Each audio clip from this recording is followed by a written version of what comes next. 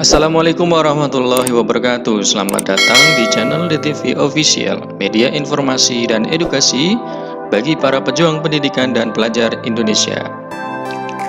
Pada kesempatan kali ini kita akan melanjutkan pembelajaran kita untuk materi Bahasa Indonesia kelas 7 semester 2, yaitu tentang materi surat pribadi dan surat dinas. Sebelum ke materi, silakan subscribe terlebih dahulu agar kalian tidak ketinggalan video terbaru dari kami. Mengenal dan memahami surat. Nah, definisi dari surat itu apa ya? Surat adalah sarana komunikasi dari satu pihak untuk pihak lain yang berisi pesan tertulis. Nah, pada waktu dulu ya, sebelum adanya gadget, handphone, itu adalah sarana komunikasi terutama untuk yang jarak jauh itu menggunakan surat. Biasanya tertulis di lembaran kertas, kemudian dimasukkan amplop, kemudian dikirim melalui kantor pos atau dimasukkan ke bis surat yang ada di tempat-tempat strategis di sekitar kita, baik perempatan dan lain sebagainya. Itu dulu. Itu adalah definisi dari surat. Kemudian surat dibagi menjadi dua. Yang pertama surat pribadi, yang kedua surat dinas. Nah, perbedaan dari kedua jenis surat ini, yang pertama adalah yang paling mendasar. Surat pribadi itu fungsinya untuk kepentingan pribadi dan bahasanya bebas. Itu adalah surat pribadi. Sedangkan pada surat dinas itu fungsinya untuk kepentingan kedinasan atau lembaga dan bahasanya formal. Itu adalah perbedaan mendasar dari kedua jenis surat tersebut. Agar lebih jelas kita bahas satu persatu. Oke, kita mulai yang pertama, surat pribadi. Surat pribadi adalah bentuk komunikasi interaktif antara orang pertama atau pengirim dan orang kedua atau penerima surat berkaitan dengan masalah pribadi. Misal menanyakan kabar, kemudian ingin melakukan janji di mana dan lain sebagainya. Itu adalah surat pribadi. Jadi fungsinya untuk masalah pribadi. Jadi dengan kata lain, surat pribadi ditujukan untuk satu orang, individu kepada individu yang lain, bersifat personal. Itu adalah surat pribadi. Lanjutnya, ciri dari surat pribadi. Nah, di sebelah kanan ini ada contoh surat pribadi ya, bentuknya. Ini dicarikan yang singkat biar kita mudah memahami. Ciri surat pribadi yang pertama, tidak menggunakan kepala surat atau biasa disebut kop surat. Nah, kop surat itu biasanya terletak di paling atas ya, di dalam struktur sebuah surat. Tapi yang ada kop surat itu adalah surat dinas. Itu ada pasti. Karena kepala surat itu isinya adalah identitas dari lembaga atau pengirim surat. Nah, itu yang pertama, ciri surat pribadi yang pertama, tidak menggunakan kepala surat. Yang kedua, tidak ada nomor surat. Di sini tidak ada nomornya ya. Kemudian yang ketiga, salam pembuka dan penutup bervariasi dan bersifat santai atau nonformal. Salam pembukanya di sini, salam sayang untuk Bunda. Bunda itu merindukan budayanya ini. Salam sayang ini adalah salam pembuka. Jadi untuk surat pribadi bebas.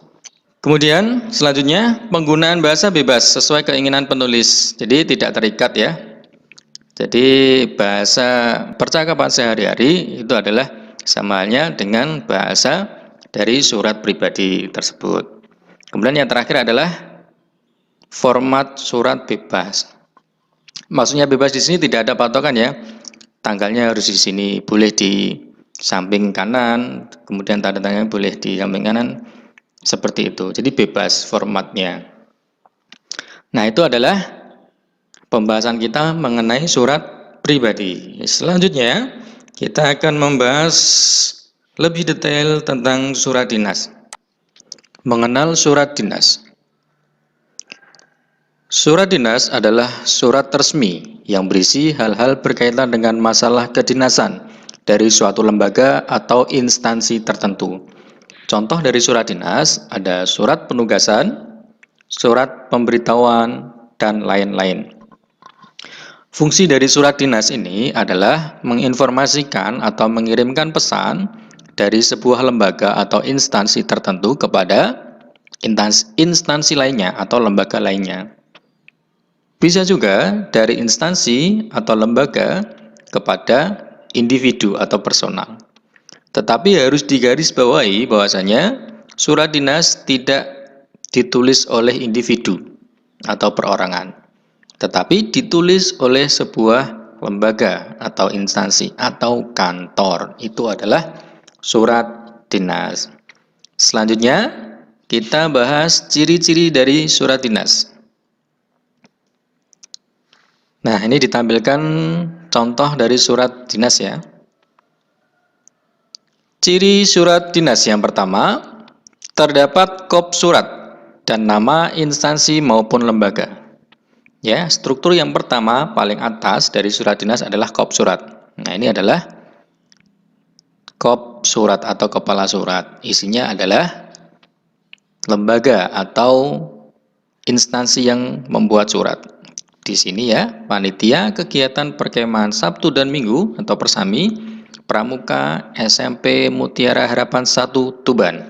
Itu adalah kop surat. Ciri yang kedua, memiliki nomor surat dan lampiran. Nah, tempatnya di sini ya, nomor suratnya ini. Kemudian lampirannya ada sini. Kemudian ciri yang ketiga, adanya salam pembuka maupun salam penutup. Nah, ini salam pembuka dari sebuah surat dinas. Pastinya salamnya juga resmi ya, dengan hormat. Kemudian, ciri yang keempat, menggunakan bahasa resmi atau bahasa formal. Karena surat dinas merupakan surat resmi. Jadi bahasanya harus formal ya, sesuai ejaan bahasa Indonesia yang benar. Kemudian ciri yang terakhir adalah adanya stempel instansi atau lembaga pada surat. Nah, ini harus ada stempel dari instansi atau lembaga yang membuat surat tersebut. Karena pada dasarnya stempel ini adalah penanda keabsahan atau kevalitan dari sebuah surat yang ditulis. Karena banyak beredar ya surat-surat palsu dari orang yang tidak bertanggung jawab. Jadi makanya stempel instansi merupakan wajib untuk surat dinas. Demikian tadi pembahasan kita tentang materi surat pribadi dan surat dinas. Semoga dengan pembahasan yang sederhana ini kita mampu memahami apa itu surat dan bisa mengaplikasikannya pada kehidupan sehari-hari kita. Oke, selamat belajar. Assalamualaikum warahmatullahi wabarakatuh.